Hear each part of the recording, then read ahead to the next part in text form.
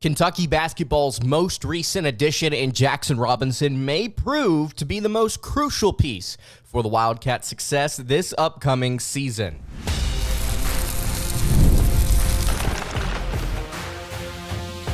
You are Locked On Kentucky, your daily podcast on the Kentucky Wildcats, part of the Locked On Podcast Network, your team every day. All right, what's going on, Big Blue Nation? Welcome on in to Locked On Kentucky, your daily Kentucky Wildcats podcast. I'm your host, Lance Dawe, and on today's episode of Locked On Kentucky, we are going to be discussing Jaxson Robinson and just how crucial he may be to the Wildcats' success this upcoming season. Myron Medcalf of ESPN believes that now that Robinson is added to this roster, Kentucky becomes a legitimate contender in the SEC. Is that true?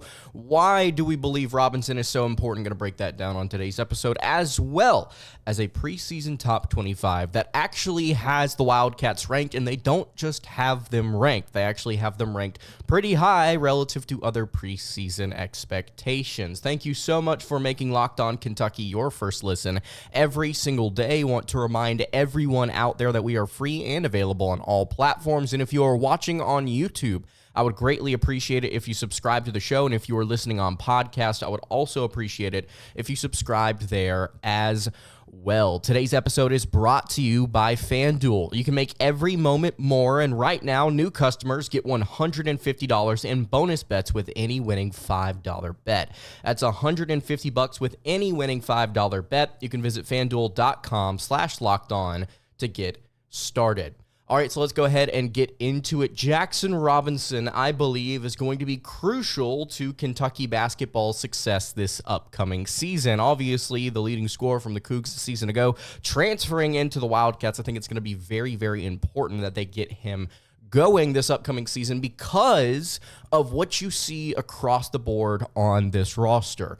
Robinson at 14.5 points per game may not be a extremely impressive leading scorer. I would say it's not a ton of points to be your team's leader, but you have to really look at what BYU was working with a season ago. You have to look at what Kentucky is working with this season, and then you have to start to make some pretty decent assumptions about what you're going to see on the hardwood in Rupp Arena this year. So, look at last year's BYU team. Across the board, you had a ton of different players that were essentially role players. You had a bunch of different guys that were contributors on the second level. You did not have a ton of big-time scorers up and down this roster. Obviously, Jaxson Robinson leading the way, but you look at different guys like Dallin Hall, Trevin Knell, Richie Saunders, Spencer Johnson, Noah Waterman, Ali Khalifa. There were so many different players here up and down this roster that were really, really good within this system. But if you placed them elsewhere, or even if you looked at them where they currently were in Provo, they were not dazzling you night in and night out statistically. They weren't out there racking up points, but they were doing what they were asked to do specifically for their role, and they kind of fit really well into this 5-out system where you were playing a bunch of up-tempo, you were shooting a bunch of threes, everybody got a touch. There wasn't really anything asked of any major player specifically outside of Khalifa's passing and really Traor's rebounding and Jaxson Robinson's ability to score. You look at this year's Kentucky roster. You have guys that are statistically really, really good at shooting the basketball, and they are specifically really good at shooting catch-and-shoot shots. And when you start to break down what these different players do well outside of that, sure, you get to see some defense from Butler and Oweh and Amari Williams. You get to see some rebounding from guys like Andrew Carr and Brandon Garrison. You actually, funnily enough, if you look at Kentucky's roster, they would have actually led the nation in blocks a season ago, according to 24/7 Sports, which is just really entertaining, a fun stat there. There's a bunch of different things that this team does well, but if you look at the players individually, there's not a really, really good first-level option. There's not a go-to player outside of Jaxson Robinson. And that's not necessarily a bad thing. Every single player has their star. Every single team has their star. Every single team has that guy that is known for bucket getting.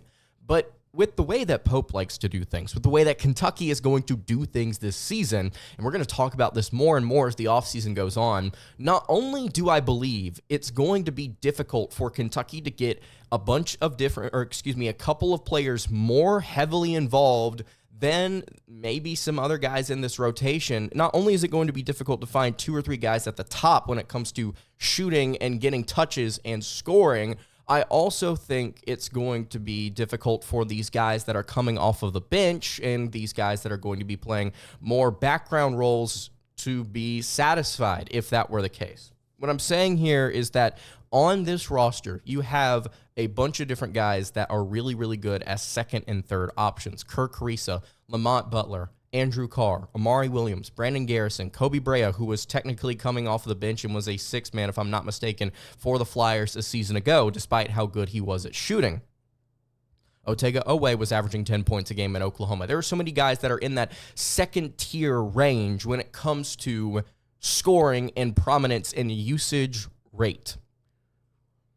They're going to be, I think, over these next few weeks, whenever they get on campus, they're going to be competing for that playing time. They're going to be competing for those touches, and that's not even mentioning the freshmen like Trent Noah or Travis Perry. There are guys here that are going to have to fight in order to get in this pecking order. Now, it may, again, be a little bit tighter of a pecking order than maybe you would see other places, but they're going to have to compete. And even then, I still think Pope and the staff, I think it's a good issue to have, but they're going to have difficulty figuring out how to feed all of the mouths that they have brought in, because everybody kind of fits in a certain way, and they don't necessarily take a background or a back seat to another player outside of the newest addition here in Jaxson Robinson. Jaxson Robinson was coming off of the bench for BYU a season ago, and he was their leading scorer. He took the most three-point attempts on the team. He was out there to do one thing specifically, and that was create mismatches within the sets that they ran and score. And something else that I also think is really interesting when you start to dive into, what BYU's best scorers did well a season ago.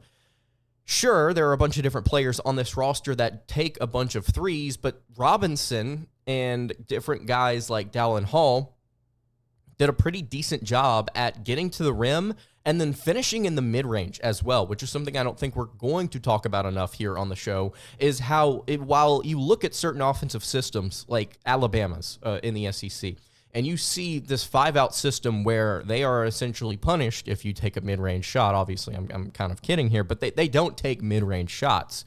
Then you see something like BYU's Mark Pope system come into the league, and you automatically assume what you hear is, oh, they take threes.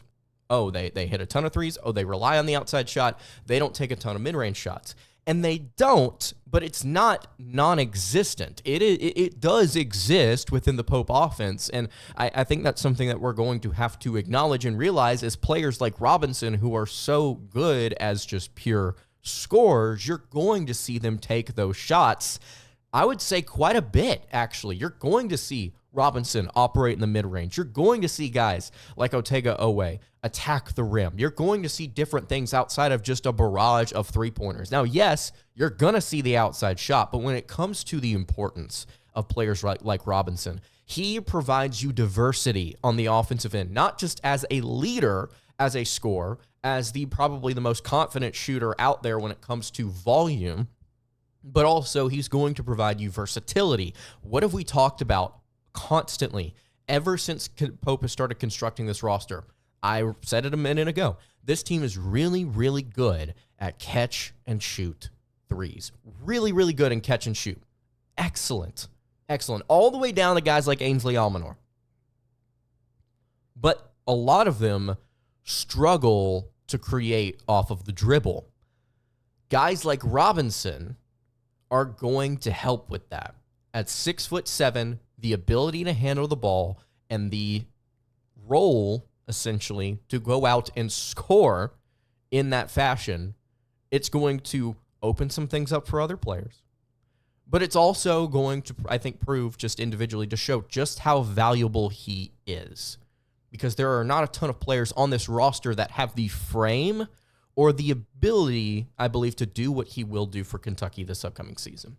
And that's not to say that other players on this roster are bad. Again, I think all of these players do something really, really well, especially in terms of efficiency. I mean, Kentucky's put together a really good catch-and-shoot roster, a really good roster to surround a point guard that can distribute, and a team that can protect the rim, and then a pure scorer. They've constructed this roster, I think, beautifully so far. But I think we're really going to see just how important Robinson is through these first few games of the season because of his ability to do some different things that maybe not everyone on this roster can do. So let me know what you think in the comments below. Does Kentucky have the ability to be really special underneath Jaxson Robinson now that he has been added to the team? Apparently, according to ESPN's Myron Metcalf, Kentucky could absolutely make a push for that crown. Real quick quote for you here. The SEC was already the race to watch, but the returns of Mark Sears and Kentucky's addition of Jaxson Robinson made the push for the 2024-2025 SEC's crown more competitive. Alabama will enter the season as the favorite to win the conference title, but Kentucky, Tennessee, Texas A&M, and Arkansas are all contenders. And Florida added former Atlantic star Elijah Martin to an intriguing Gator squad, plus Dre Davis joins Ole Miss after leading Seton Hall to the NIT title. The talent in the SEC only increased after this week's deadline. Really, really, really good league and a very good team, I believe, are the Kentucky Wildcats. Again, let me know what you think in the comments below. Kentucky basketball has found their way into a preseason top 25. CBS thinks highly of the Kentucky Wildcats and what they could do potentially this season. What do we think about it? What do we think about the top 25 as a whole? Let's dive into that in just a second. Before I do that, though, I do want to tell you guys about our friends over at LinkedIn Jobs. When you are hiring for your small business, you want to find quality professionals that are right for the role. And that's why you have to check out LinkedIn Jobs, because they have the tools to help find the right professionals for your team faster and for free.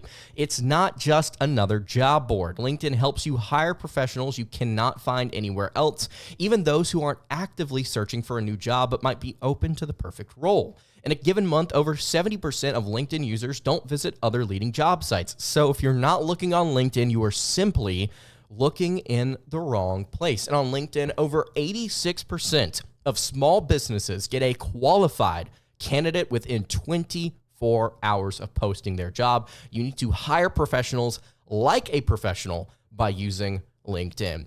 You can post your job for free at linkedin.com/lockedoncollege. That is linkedin.com/lockedoncollege to post your job for free. Terms and conditions apply. All right, continuing along here on the Tuesday edition of Locked On Kentucky. Lance Dawe hanging out here with you. Again, I appreciate you guys checking out the show today. If you have not subscribed to the YouTube channel or the podcast feed, I would greatly appreciate it if you did so. And if you have any questions for the show, if you want to leave any thoughts in the comments below, I would highly encourage you to do that. If you want to ask a question, leave it here or at Locked On UK on Twitter. If you're listening on podcast, you can tag me on a tweet, you can send me a DM, and I'll do my best to answer the question here on the show. All right, so we've talked about Jaxson Robinson, how crucial we believe he is going to be to Kentucky's success just as a leader, as a scorer, and as a versatile player. Let's talk a little bit about this roster as a whole as they enter the offseason relative to some other college basketball programs, because CBS Sports just recently put out their top 25, preseason top 25, after the NBA draft deadline and transfer portal decisions. Actually, I'm so sorry. Need to correct myself. This is actually from 24/7 Sports, although I believe Trotter actually at one point did write for CBS Sports. Maybe I just saw the name and just automatically assumed he was still with them. Anyway, Trotter released his preseason top 25. And he's got Kentucky in it. Unlike some other places, John Rothstein, we're still waiting on you to add the Wildcats to your top 25. Even though they added Robinson, Kentucky is still outside of his top 25 rankings. We're waiting on you, Rothstein. Love John Rothstein and everything that he does over at C. I believe he is actually with CBS Sports. I'm getting on a little bit of a tangent here. But Trotter released his top 25. He's got the Wildcats in it, and he has them not just inside the top 25, but all the way up at number 15, above a couple of different SEC schools that we've actually seen ranked over the Kentucky Wildcats over these past couple of weeks. We'll start here at the top and work our way down. Talk about how we feel about some of these teams relative to Kentucky, particularly teams in the SEC. At number 1, preseason number 1, you have Kansas, and man, Kansas has absolutely reloaded their roster. Hunter Dickinson is still here, much to the chagrin of many a college basketball fan. We're just going to have to deal with it. Houston is the preseason number 2 team, and then according to Isaac Trotter, number 3 and number 4, and this is something that I don't think we've ever seen, preseason number 3 are the Auburn Tigers, and then preseason number 4 are the Alabama Crimson Tide. Again, this update comes after Mark Sears announced that he would be returning to college. Alabama has a very, very good roster. Sears, players like Chris Youngblood, a ton of different role players from a season ago returning. This is a very, very good Alabama team. Auburn brought in a couple of transfers to reload their backcourt, and then their center duo of Janai Broome and Dylan Cardwell. Broome, an All-American a season ago. They are back, so Auburn going to be very, very good. But Alabama, honestly, if we're picking and choosing here, I would put the Crimson Tide at 2. That's just where I would slide them right now. I'd put Auburn in that top 10 for sure, but number 3 is a lofty preseason expectation. At number 5, you have the Gonzaga Bulldogs, who have reloaded here in a couple of different places through the transfer portal, gotten really, really good. Thankfully, they've not had a ton of freshmen and portal players walk on them or get injured just yet. That was the issue last season. At number 6, you have the reigning national champion, the UConn Huskies, who have a little bit of work to do, as do the Duke Blue Devils, as do the Duke Blue Devils, who lost everybody and their mother to the transfer portal. Of course, a very talented freshman class coming in alongside Cooper Flagg, who Kentucky is going to have to face, and he is going to be excellent. That's going to be a tough game for Kentucky, but definitely deserving to be inside the top 25 here. Iowa State with TJ Otzelberger are back inside the top 10. They were a 2 seed a season ago. I don't know a ton about Iowa State's roster, but I do know that the system that they have there and the defense that they have, I think definitely is deserving of at least a top 15 preseason ranking, just because of their results a season ago, I should say. Tennessee, Chaz Lanier, Jemai Mashack, Jordan Gainey, a bunch of different backcourt stars. They lost their starting center and Jonas Adu, the transfer portal, actually to John Calipari and the Arkansas Razorbacks. Tennessee, I think, is a good team. I think they are probably a top 15 team. Would I have them ranked number 9 over a couple of these different teams? I don't know. I don't think 9 is a bad ranking per se, but I'm not necessarily fired up about it. Number 10, North Carolina. Hey, by the way, in case you didn't see it, RJ Davis is back in college basketball. That is right. He's returning for another season with the Tar Heels. Armando Bacot officially out, but Davis is going to be flying solo with the Heels this upcoming season. I think they're going to be a good team. Sneaky good team. At number 11, you have Baylor. He's going to be really solid with Scott Drew. Hats off to him for staying in Waco. Number 12, you've got Arizona. Number 13, Sean Miller and the Xavier Musketeers. This is something I did not expect to see this offseason period, but also the fact that they were able to get inside the top 25 period, I think inside the top 15. I think is very, very impressive. 16 and 18 a year ago, returning a couple of different big-time pieces while also bringing in some players from the transfer portal and the high school ranks. I think overall this roster is good. Is it top 13 good? I'm not sure, especially over a team like Creighton, who is ranked number 14, bringing back Ryan Kalkbrenner and a couple of other big pieces, losing Trey Alexander, losing Baylor Shireman, two excellent three-point shooters in their own right. That is a huge blow to the Blue Jays, but they got, I believe, Stephen Ashworth back as well, if I'm not mistaken. They're running it back with a couple of older pieces, so they just need to kind of fill in different roster spots. If they could find a guy like Shireman again, that'd be excellent, but I don't know if they're going to. And then at number 15, you've got the Kentucky Wildcats. The only team that I would have major gripes with being over Kentucky are the Xavier Musketeers, just because of how unproven they are, having gone 16-18 a season ago. And again, I don't know a ton about their roster, but it is an improved team. As are the Wildcats, I believe. But if we're going to check the boxes here, if we're going to go unproven roster versus unproven roster, I would argue that Kentucky, I think, has a little bit more to offer up against what Xavier and Sean Miller are currently putting out. At number 16, you have UCLA. Number 17, Indiana, who has done work in the transfer portal this offseason.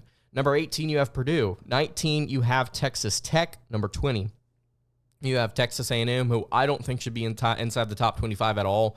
Again, we're really, really big on efficiency on this podcast. Wade Taylor and the multiple players that Texas A&M have brought back, not only are they not efficient, but they are statistically horrible when it comes to taking inside and outside shots. They just end up getting a ton of opportunities because of how well they rebound. I don't like the system. It's not that I dislike them as players. I think they're very, very talented. Obviously, they performed very well against Kentucky. Hats off to them. But A&M, I'm not a big believer in as a top 25 team, period. Number 21, Florida. This is a team that I am a believer in. The Gators, very, very underrated, I think, with Todd Golden, especially heading into the next couple of seasons. I think he's going to build them into something special. Number 22, Cincinnati.